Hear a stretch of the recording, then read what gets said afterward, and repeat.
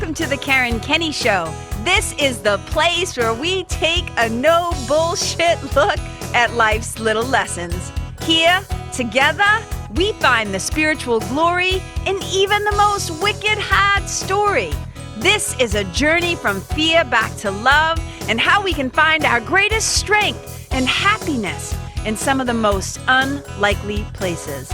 I believe that if you're willing to change your mind, you can totally change your life. So, are you ready to rewrite your story and choose to live free? Let's do this.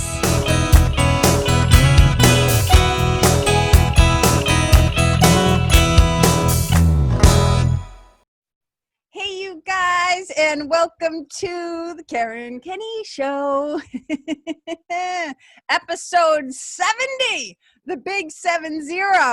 You guys, I'm diving right into this sucker. I am not messing around at all. My sweetie is waiting for me downstairs. We are about to go for a run. It is hot. It is going to be humid and sweaty, but you got to do it. You got to get your body moving.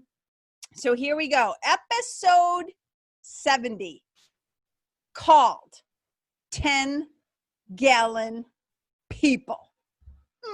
10-gallon people.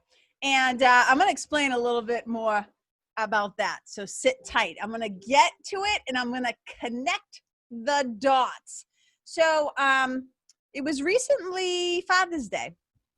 And on Father's Day, I did a post on Facebook. Basically just kind of talking about how, many, many years ago, I was a person who always loved to be prepared, like big surprise.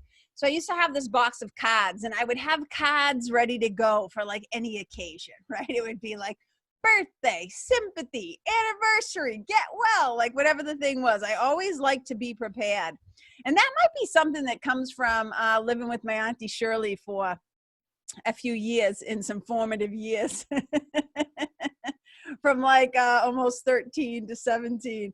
My Auntie Shirley always had like decorations for each holiday, and I know she had a little drawer or something where she like kept her cards, and I think it just wore off on me. So I used to like to be prepared and always have cards for everything.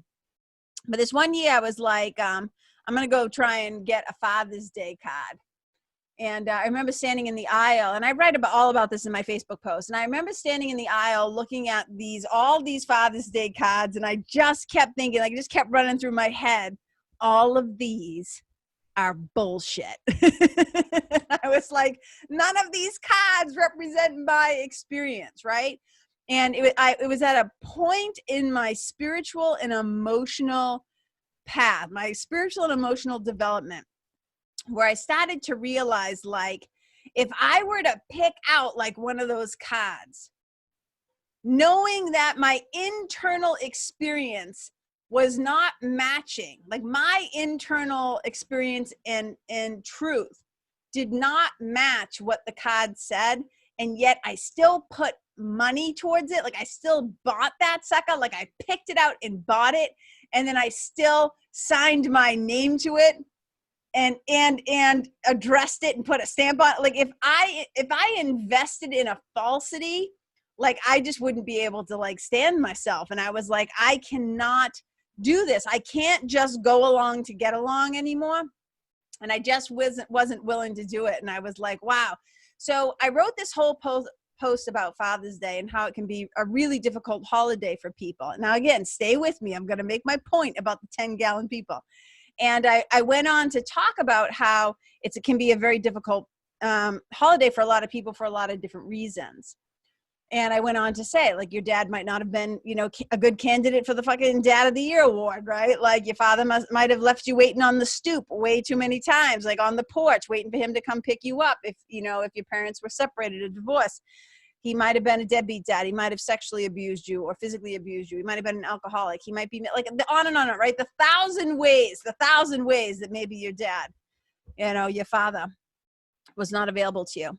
And I was talking about how, the thing about being a parent, or especially when you're a child of a parent who doesn't have their act together, and it's why the work that I do in spiritual mentoring, I always say to people, one of the most powerful and impactful and generational shifting things you can do, especially when you're trying to break a chain of trauma, I say is to get the most radical thing you can do is to get your shit together, to heal yourself so that you are able to then, not pass that stuff on to, especially if you're a parent and you have kids.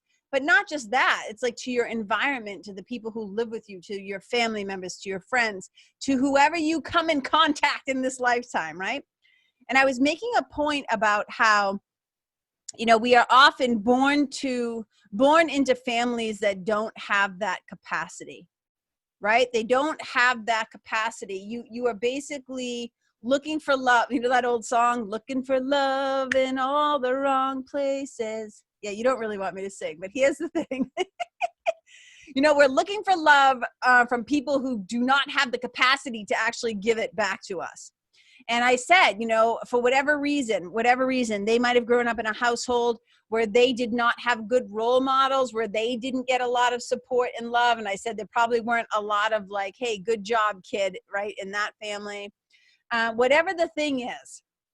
And so I was talking about kind of being in relationship with people who could not kind of meet the criteria of the role that they had, that quote unquote, were supposed to fulfill. So you often had fathers who weren't fathered well, trying to father kids who desperately needed them, when those fathers didn't even know how to love themselves. Okay, so I was kind of making this whole point. And then the other day, it just occurred to me. I was like, oh my God, that's right. I have to look up the thing on 10-gallon people. So the point that I was kind of making in that post the other day reminded me of something that I had seen. Oh my God, it's got to be like 7, 6, 7.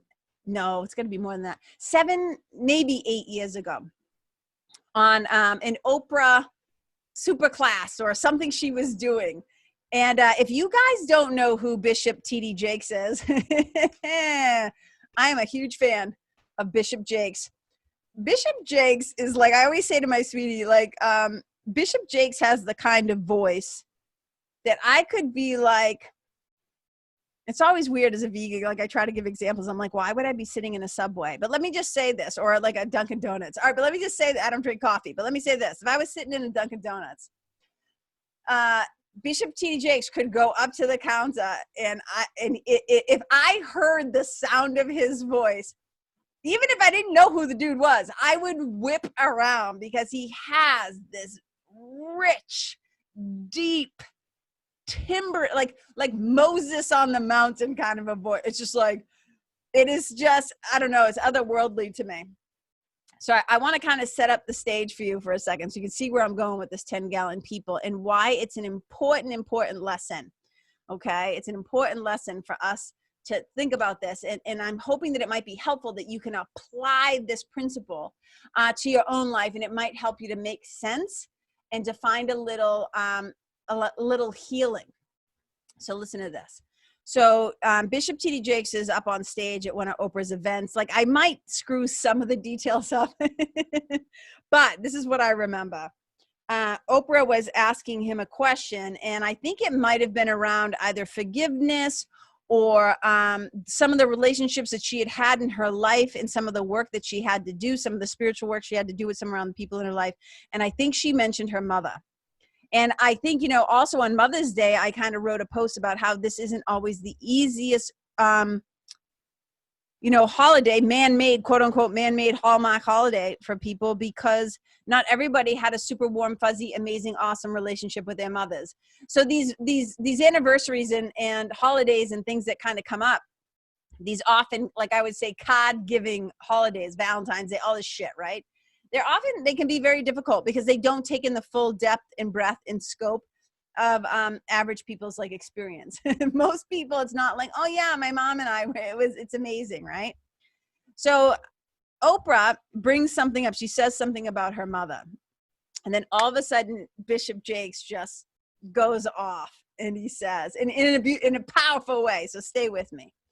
He says this to her. And again, like all respect to Bishop TD Jakes, I'm going to try my best not to butcher this, but what he basically starts to talk about is how sometimes there are people and I identify as one of these people, okay, that he says are voluminous people.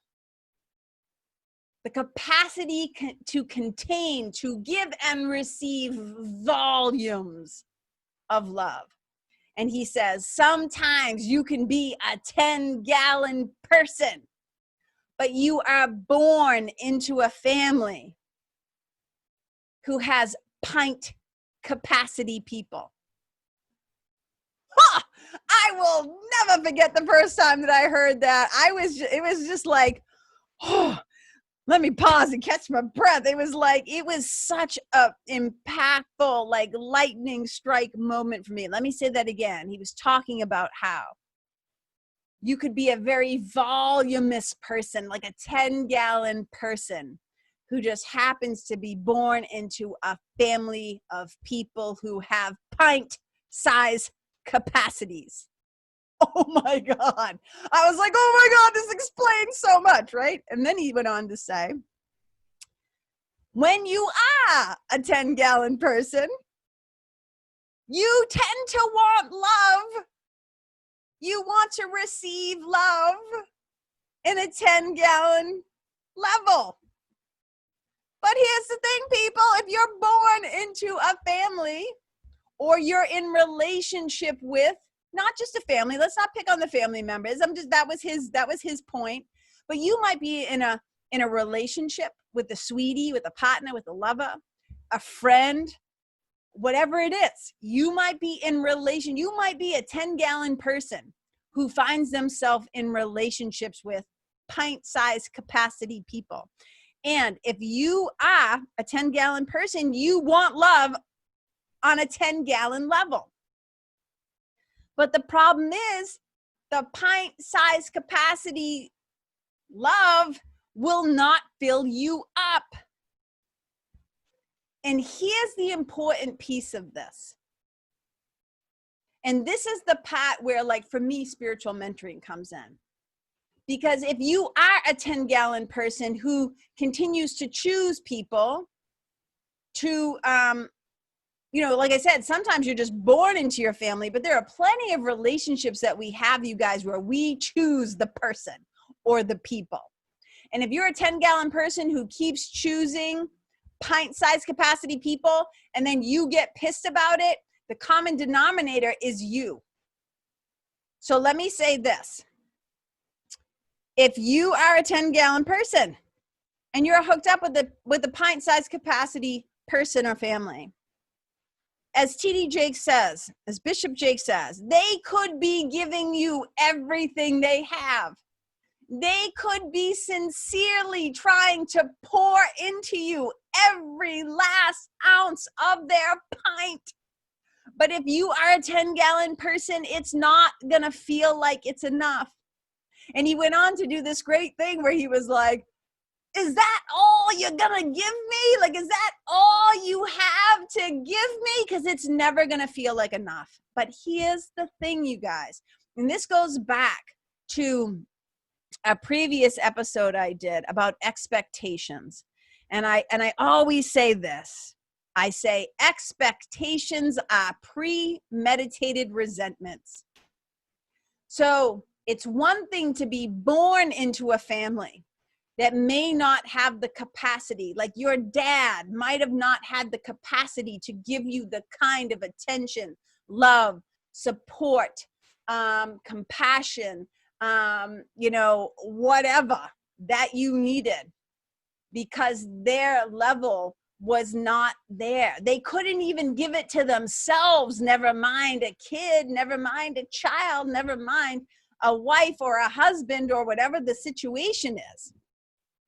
So if you start to recognize that you are a voluminous person, that you tend to have like a 10-gallon capacity, but you keep finding yourselves in pint-sized relationships with people who don't have the full capacity to keep. I used to say this to people. It dawned on me one day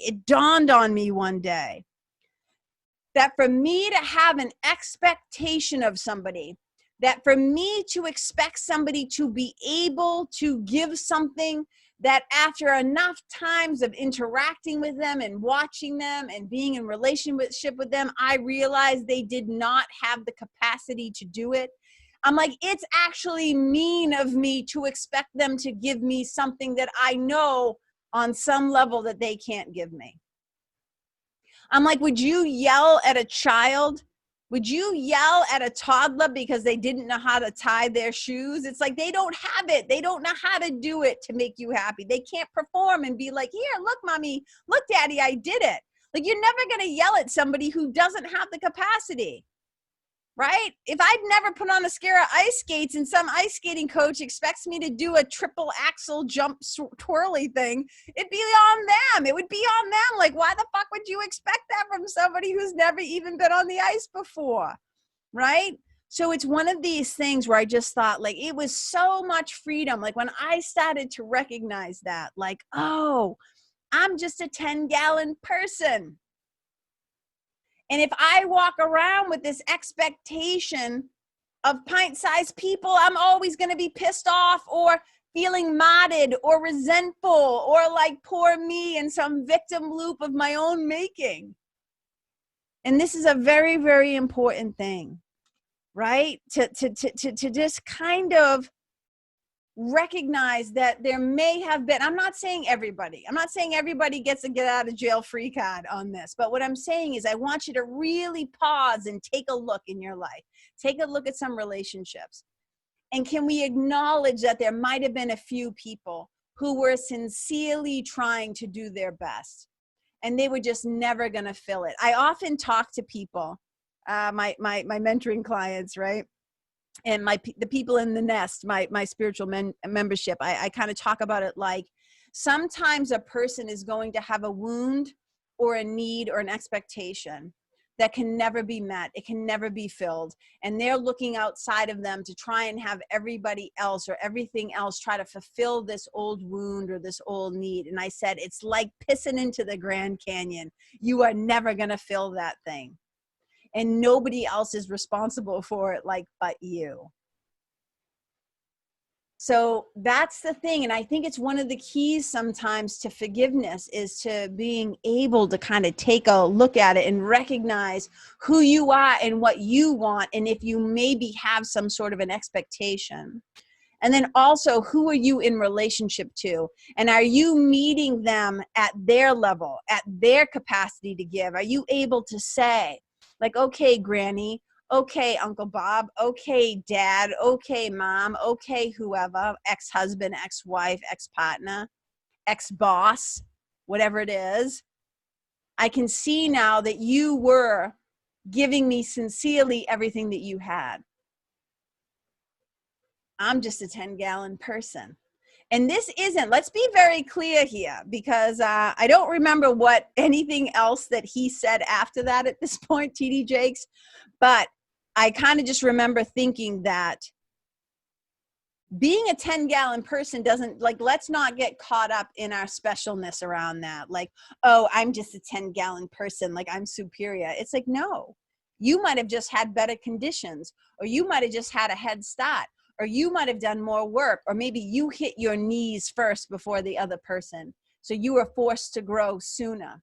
Maybe it's just the way that you came through in this expression of yourself this time. Maybe just on a soul level or a spiritual level, you just came in with a little bit greater capacity. Your volume capacity was a little bit greater. And it changes too. I mean, there have been times in my life where I have been incredibly voluminous, and there have been times in my life when I have been like a shot glass or a beaker, you know what I mean? Maybe I didn't have a lot to give or receive at certain times in my life. So I just hope that this kind of reframe or this peek at things in so much, what's the word I'm looking for? Gratitude and appreciation for Bishop Jakes, who I continue to learn from. He's on my spiritual team. I continue to learn from him constantly because he has a way of taking these, again, all of my favorite teachers are teachers who can take kind of like these big spiritual concepts and bring them down to earth in really actionable, relatable ways. So this is a question to get clear on yourself. Are you a voluminous person? Are you a 10-gallon person trying to make it work with pint capacity people?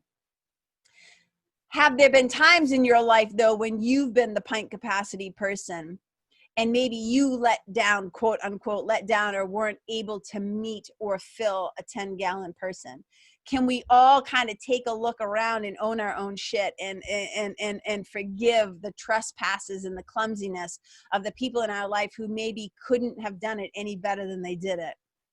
Because I think this kind of this ability to put ourselves in each other's shoes, it is one of the ways that we're going to heal, not only individually, but as a country, is we got to be able to kind of look at another person's experience, because that's the empathetic healing to me. Compassion and empathy, and being able to see, I don't know exactly what it is that you might be feeling. I can't know, because I just said this to a friend of mine the other day. You know, I was saying to him, hey, David, I am so sorry. You know, I am not a parent. I don't have human kids, and I'm not Black. I can't imagine what it's like to be, you know, a Black father with a Black teenage son that you're raising right now.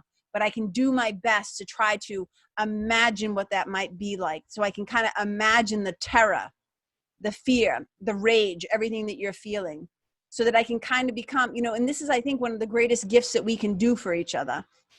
Can we just shut the fuck up sometimes and listen? And really try to put ourselves in somebody else's shoes. I'm going to do a whole podcast episode on that. So here's the thing. Let's recap a little bit. Okay. So going back to, first of all, and I can do a whole episode too on the whole not putting my name on a Father's Day card that no longer felt like I wasn't willing to go along to get along, or to just kind of suck it up. I wasn't willing to betray myself. So I'm going to do a whole podcast episode on that. Which steps us into, though, like that capacity for the people in your life, and especially the parents or the family members, your earliest caregivers. Can we take a look at ourselves and ask ourselves, so maybe they were quart-sized people, right? Maybe you hit the friggin' bonanza and you got gallon size. Your 10-gallon peopleness was met by other 10-gallon people. And wouldn't that be amazing and miraculous? And if that's true for you, man, celebrate that. Let those people know that you saw them and you received from them, and hopefully you can give. And here's the other thing too that I say to people as it's occurring to me. A spiritual team is on the job, because they're coming in hot and talking to me right now. And they just were like, I call it like word impressions. All of a sudden there was a word impression in my head. Here's the thing. If you are a 10-gallon person who is surrounded by pint-sized people, why don't you pour some of yourself into them? Why don't you share some of your voluminous or voluminous, or whatever the proper way of saying that is, into other people? Because a little bit might go a long way. So we don't have to sit around. You know, so much of A Course in Miracles will say, you know, there's a great line that says, the only thing that can be lacking in any situation is the love that you are not giving. It's not about what you're not receiving. It's the love that you are not giving. So let's take some of that 10-gallon capacity. If you are a 10-gallon person, let's start pouring into others. I think I'm going to leave it on that. You guys, if you listened this far, I would love to hear what you, I always say, whatever your greatest takeaway was. If there was a moment where you were like, oh, or maybe it got you to think a little bit differently about somebody from your past, or think a little bit differently about yourself. And I always say, I don't do these episodes to tell you what to think. I do these episodes to invite you into maybe a new way of thinking, or looking at something through a different perspective, or a new POV, or a new lens. So I always love to hear from you guys. So if you want to send me a little note and say, KK, just listen to episode 70, 10-gallon people. And this is what I realized, or thought, or had an aha moment, or this is my favorite pot. That would be amazing, because I want these to kind of be a two-way communication as much as they can be, because I know it's basically just me blasting in your ears. So if you are listening, thank you so much. You have no idea how much I appreciate it. And if you genuinely like this show, I always want to invite you guys to go to Apple Podcasts, go to the Karen Kenney Show, leave a rating, leave a review, because it's how we get to spread the good word and spread the love. And if there's somebody maybe that you think could use this episode, please share it. Please send it to them. That would be incredible. Also, a couple of you were asking me about the Nest, the membership, and it is now, the doors are currently closed, but I will be opening them up in a few months at some point, and I will keep you in the loop on that. If you're one of my loyal listeners, just be on the lookout for that. And if you want to be one of the first to be in the know of whatever's going on around here, just go to my website, go to Karen Kenney, Kenney, KarenKenney.com/freebie, and you can download, if you get the freebie, you get the Build Your Spiritual Team guide, and it will also put you on my list to get whatever I'm up to, all the shenanigans, you guys. So look, I appreciate you so much. Thank you so much for listening. I feel you, and I hear you, and I see you, and I love you. And wherever you go, may you leave the people, the place, the animals, the environment better than how you found it. Wherever you go, may you be a blessing. Bye.